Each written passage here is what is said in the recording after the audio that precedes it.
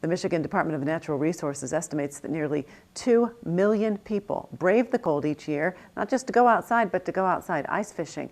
When you add in all the pond hockey players, snowmobile riders, and ice sledding enthusiasts, the potential for danger becomes very, very real. But as ABC 10's Rick Tarsitano explains, luckily there is a fleet of highly trained officers ready to jump in at a moment's notice.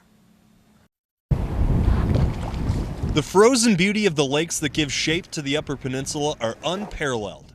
Unlike most ice-covered coasts, these hallowed grounds see plenty of action when winter rolls around. But danger can lurk just below the surface.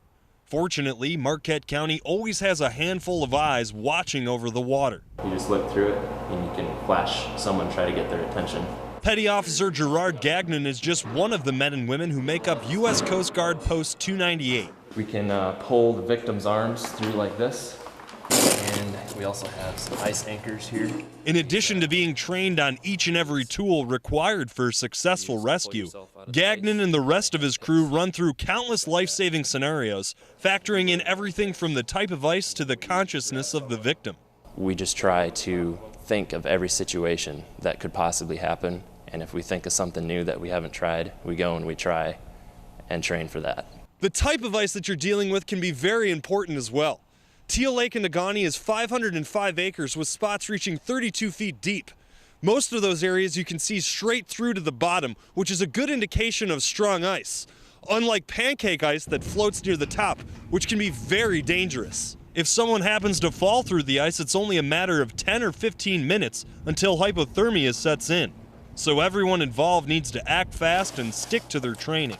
We're looking for options. We're looking to not put ourselves at risk as much so that we become a victim as well. But we go out of our way to save that life. We tell them to grab on with 2 hands and then pull them out, just like that. Gagnon joined the Guard last February and was quickly thrown into the deep end just 2 months later for his first ice rescue.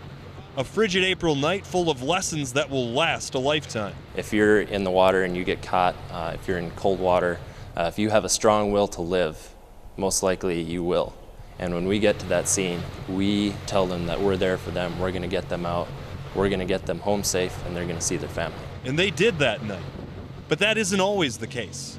An average of 8,000 people die due to ice-related accidents every year.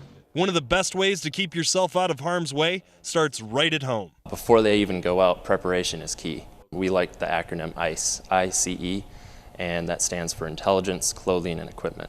So if you take precaution instead of taking chances, we'll get there as soon as we can, and we'll pull you out of the ice. And when they do, there will be a warm welcome waiting for you. For ABC 10 and CW5, I'm Rick Tarsitano.